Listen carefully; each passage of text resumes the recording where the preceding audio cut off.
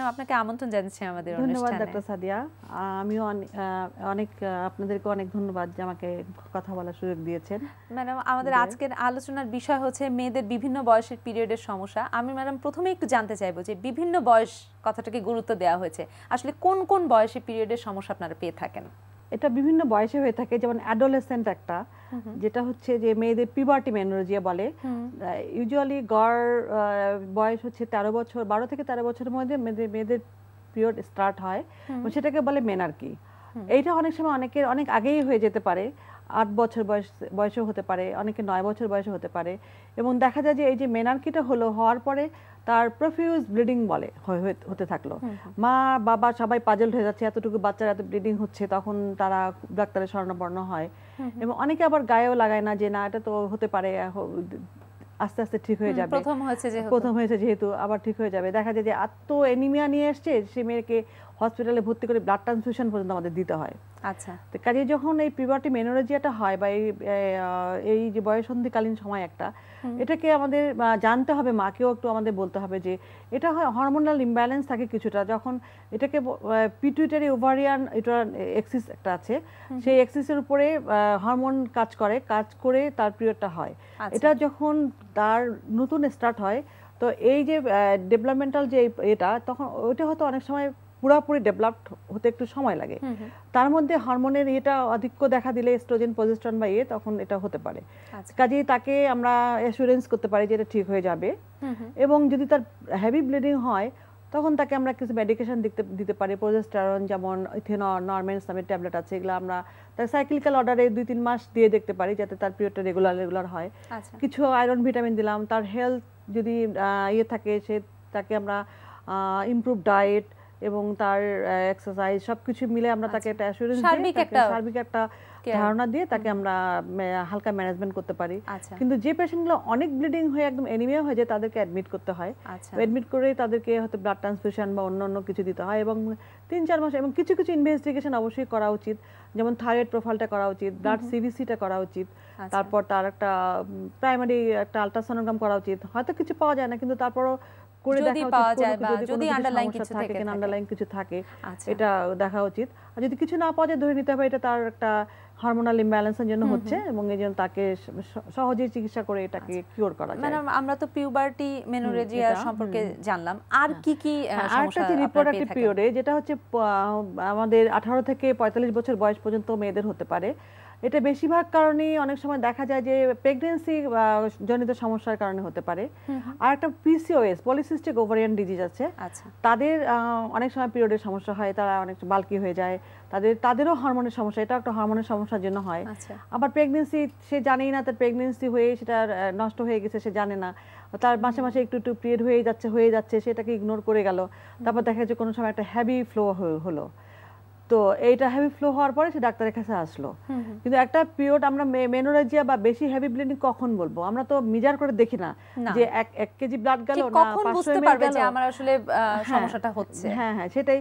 যখন দেখা যাচ্ছে তার একদিনে 2-3 ঘন্টার পর প্যাড চেঞ্জ করতে হচ্ছে বা স্যানিটারি ন্যাপকিন চেঞ্জ করতে হচ্ছে, তখন তার ধরে নিতে হবে তার পিরিয়ডটা একটু ভিজে যাচ্ছে তাড়াতাড়ি, এটা একটা কারণ হতে পারে। আর একটা যে তার 7 দিনের বেশি তার এটা কন্টিনিউ করলো, আচ্ছা, আমরা ইউজুয়ালি 5 থেকে 7 দিন পর্যন্ত নরমাল ধরে নেই, কিন্তু 7 দিনের বেশিও তার কন্টিনিউ করে যাচ্ছে, স্টপ হচ্ছে না, তো সেটাও একটা প্রবলেম।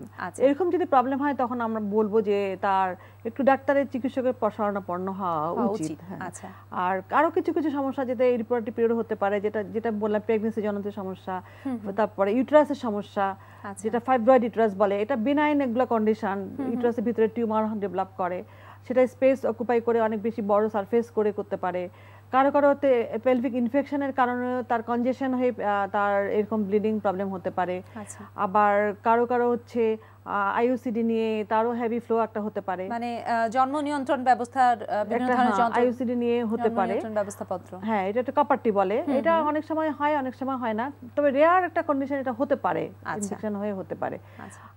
আর যেটা হচ্ছে 30 বছরের পরে বা এরকম তাদের সার্ভিক্সে জরায়ুর জনিত ক্যান্সার, তারপর সার্ভাইকাল ক্যান্সার, এন্ডোমেট্রিয়াল ক্যান্সার, এরকম কারণেও হতে পারে। আচ্ছা, সেই ক্ষেত্রে পিরিয়ডের সমস্যা নিয়ে আসতে পারে। হ্যাঁ, আবার পোস্ট অ্যাবর্শন হতে পারে, যে তার পিরিয়ড অবর্শন কমপ্লিট হতে পারে। আবার ডেলিভারির পরেও কিন্তু তার পিরিয়ডের একটা প্রবলেম হতে পারে, সেটাও একটা হরমোনাল ইমব্যালেন্সের কারণে হতে পারে। এবং ডেলিভারির পরে যেটা হতে পারে যেটা হচ্ছে অনেক দিন ধরে তার পিরিয়ড আর বন্ধ হচ্ছে না, তখন আমাদের পরীক্ষা করে দেখা উচিত, তার ব্লাড কাউন্ট করা উচিত, তার হাই ভ্যাজানাল সোয়াবটা করে দেখা উচিত, তার আল্ট্রাসাউন্ড করে দেখা উচিত যে ডেলিভারি হয়ে গেছে, তার কোনো যে ফুল বলে বা প্লাসেন্টা বলে তার কোনো বিটস বা কোনো কিছু রয়ে গেছে কিনা, এরকম either caesarean or normal delivery, যে কোনো ক্ষেত্রে এটা হতে পারে। ম্যাডাম একটু জানতে চাইবো যে এই যে বিভিন্ন বয়সে যে সমস্যাগুলো হচ্ছে এগুলোর ক্ষেত্রে বিভিন্ন কারণ আপনি বললেন, চিকিৎসার কি কি সুযোগ আছে বা আপনারা কি কি ধরনের চিকিৎসা করে থাকেন এই ক্ষেত্রে? হ্যাঁ, সব কিছুরই চিকিৎসার সুযোগ আছে। যেমন প্রিবার্টি মেনোরেজিয়া আমি বলেই দিলাম, এটা একটা অ্যাসুরেন্স করে বারবার বলেছি, এগুলির কারণে অ্যাকর্ডিং টু দ্য কজ আমাদের ফাইন্ড আউট করতে হবে তার কি কারণে এটা হচ্ছে। আচ্ছা, ব্লিডিং এর কারণটা বের করতে হবে, ব্লিডিং এর কারণটা বের করতে হবে। তার যদি প্রেগন্যান্সি জনিত সমস্যা হয়ে থাকে বা কোনো অ্যাবর্শন বা ইলাজ সমস্যা হয়ে থাকে, তাহলে আমাদেরকে হচ্ছে প্রথমে মেডিকেল ট্রিটমেন্ট আছে, সেটা করে যদি তারপরেও ক্লিয়ার না হয় তখন আমরা ইভাকুয়েশন করলাম, একটা ডিএনসি বা ইভাকুয়েশন করে তাকে আমরা কিউর করতে পারি, ফলোড বাই অ্যান্টিবায়োটিক থেরাপি তাকে দিতে পারি, পিআইডি তো আমরা অ্যান্টিবায়োটিক থেরাপি দিতে পারি। আর যদি বড় বড় টিউমার বা মানে ফাইব্রয়েড ইউটারাস থাকে তার আমরা মায়োমেক্টমি করলাম। আর যার ফ্যামিলি কমপ্লিট হয়ে যায়, হয়তো 40-এর উপরে বয়স, তার অনেকগুলো ফাইব্রয়েডস আছে বা আছে, এটারও আমরা হিস্টেক্টমি করতে পারি। এবং কতগুলি মেডিকেল ট্রিটমেন্টও আছে নন সার্জিক্যাল, সেটা হচ্ছে হরমোনাল ট্রিটমেন্ট বলে, এবং কিছু হচ্ছে মিরেনা, যেটা নতুন নিউয়ার অ্যাডভান্সেস অনেক কিছু আসছে, মিরেনা, তারপরে ইনজেকশন ফর্মে কিছু আমরা দিয়ে তার পিরিয়ডটাকে বন্ধ করে কিছুদিন এটা আমরা করতে পারি। এবং আর্টারি, এন্ডোমেট্রিয়াল আর্টারি, যেটা ইউটেরাসের সাথে কিছু আর্টারি আছে, সেটাকে আমরা যদি ক্লাম্পিং করে, এম্বোলাইজেশন বলে, করে যদি আমরা সার্কুলেশনটাকে বন্ধ করে দিই ফাইব্রয়েডের, তাহলে ফাইবারটা শিঙ্ক করে যায়। আবার যদি হচ্ছে 45-এর পরে হচ্ছে আমরা তাকে কিছুদিন মেডিকেল ট্রিটমেন্ট দিয়ে তার যদি মেনোপজ পর্যন্ত টানতে পারি, তাহলে তো এমনিতেই শিঙ্ক করে যায়। তবে এগুলোকে ফলো আপে রাখা উচিত। আর যার আসলে কোনোভাবেই কোনো কিছু কন্ট্রোল হচ্ছে না, তার সার্জিক্যাল ট্রিটমেন্টে যেতে হবে। ম্যাডাম, একটা কথা প্রায়ই শোনা যায় বিভিন্ন বয়সের ক্ষেত্রে যে পিরিয়ডের সময় ব্যথা হচ্ছে, এই ব্যাপারটাকে কি আপনি সমস্যা বলবেন কিনা? হালকা পাতলা ব্যথা খুব একটা সমস্যা না, কারণ ওভুলেশন যাদের হয়, যাদের হচ্ছে ডিম্বাণুটাই হয়, তাদের হালকা ব্যথা হতে পারে, ওভুলেশন পেইন মিড সাইকেলে হয়। আবার যাদের ওভুলেশন হয় তাদের প্রজেস্টেরন সিক্রেশনটা হয়, এর জন্য একটু ব্যথা হতে পারে। কিন্তু যদি সিভিয়ার পেইন হয়, অনেক পেইন যেটা পেশেন্ট ইনকাপেবল হয় হাঁটা চলা বা তার ডেইলি অ্যাক্টিভিটিসে হ্যাম্পার করে, তখন কিন্তু এটা ট্রিটমেন্ট দিতে হবে। এটা বেশিরভাগ ক্ষেত্রে এন্ডোমেট্রিওসিস জাতীয় সমস্যার কারণে বা পেলভিক ইনফেকশনের কারণে হতে পারে। এন্ডোমেট্রিওসিস হলে সেটাও আমাদের মেডিকেল ম্যানেজমেন্ট, সার্জিক্যাল ম্যানেজমেন্ট সবই আছে। আমরা যদি বেশি ইয়াঙ্গার এজ হয়, সে ফ্যামিলি নিতে চায়, মানে তার ফ্যামিলি কমপ্লিট হয় নাই, তাকে আমরা বলি যে তোমরা ফ্যামিলি কমপ্লিট করো এবং তোমরা বাচ্চা নিয়ে ফেলো। বাচ্চা নিয়ে ফেললে হয়তো এই জিনিসটা কিওর হয়ে যায়। আবার যাদের হচ্ছে যদি অন্য কোনো কারণে পেইন ইনফেকশনের কারণে হয় বা অ্যাবর্শনের কারণে রিটেন প্রোডাক্ট আছে, তারাও পেইন হতে পারে। সেক্ষেত্রে আমরা সেটাকে রিমুভ করতে পারি এবং পেলভিক ইনফেকশন হলে তাকে ট্রিটমেন্ট দিতে পারি। আবার যদি এন্ডোমেট্রিওসিস আমরা যদি সার্জিক্যাল ম্যানেজমেন্টও করতে পারি, ল্যাপারোস্কোপিকে করতে পারি, অ্যাবলেশন করতে পারি এন্ডোমেট্রিক টিস্যুগুলা, এটাও করতে পারি। ম্যাডাম, অনেকের ক্ষেত্রে আমরা দেখে থাকি বা অনেক ক্ষেত্রে আপনারা হয়তো পেয়ে থাকেন যে একজন মহিলা বা কোনো মেয়ে, সে হয়তো বুঝতেই পারছে না যে তার আসলে মাসিকের সমস্যা হচ্ছে বা এটা তার সমস্যা, সেই সমস্যাটা পুষেই রাখছে। এই ব্যাপারগুলো আপনারা তখন কিভাবে ব্যবস্থা নেন এই ব্যাপারগুলোর ক্ষেত্রে? এরকম পেশেন্ট আমরা পাই অনেক সময়। আলটিমেটলি তাদেরকে আসতেই হয়, হয়তো সে বুঝতে পারছে না, তার দীর্ঘদিন ধরে পিরিয়ড হচ্ছে, ওরা মনে করে যে এটা তো নর্মাল হতেই পারে, তার কোনো গায়ে লাগাচ্ছে না, অথবা তার পিরিয়ড হচ্ছেই না, সে দিন দিন বাল্কি হয়ে যাচ্ছে, ইয়াং একটা মেয়ে, সে মোটা সোটা হয়ে যাচ্ছে, তার ব্রণ হচ্ছে মুখে বা তার পিরিয়ডের সমস্যা হচ্ছে, সে সেটাও বুঝতে পারছে না। যখন দেখা যায় যে তার বিয়ের সময় হলো বা কোনো হচ্ছে, তখন বা তার বিয়েও হয়ে গেল, বাচ্চা কাচ্চা হচ্ছে না, তখন আসে আমাদের কাছে। তখন আমরা তাকে হচ্ছে করি হরমোনাল থেরাপি বা তার ওয়েট রিডাকশন করার জন্য। এটা সাধারণত বেশিরভাগ পলিসিস্টিক ওভারিয়ান ডিজিজে।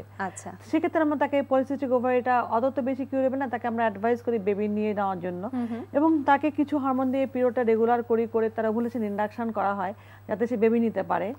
আর যারা অনেক আছে এত ইম্ব্যাসাল যে তার ব্লিডিং হয়ে এমনও পেশেন্ট অনেক পাওয়া গেছে, এটা কিন্তু নট আনকমন, এটা খুবই কমন, যে 6 হিমোগ্লোবিন নিয়ে আসছে, 5 হিমোগ্লোবিন নিয়ে আসছে, তীব্র রক্তশূন্যতা নিয়ে আসছে, কিন্তু সে কোনো কিছুই বুঝতেই পারতেছে না তার সমস্যা হয়েছে। আসলে একটু সচেতন হতে হবে। এখন এই পেশেন্টকে সচেতন করার দায়িত্ব এখন আমি জানি না, আমরা তো আসলে এরকম এটা মাস ইয়েতে নিজেকেই আসলে একটু কনসিয়াস থাকতে হবে, কেয়ারফুল এই জন্য বলি মেয়েদের লেখাপড়া শেখা দরকার, বেশি মেয়েদেরই বেশি শেখা দরকার আসলে লেখাপড়া, নিজের স্বাস্থ্যের জন্য, পারিবারিক স্বাস্থ্যের জন্য, সর্বোপরি একটা ভালো জীবন যাপন করার জন্য আসলে প্রয়োজন। ম্যাডাম আপনাকে অসংখ্য ধন্যবাদ আমাদেরকে অনেক গুরুত্বপূর্ণ তথ্য জানানোর জন্য।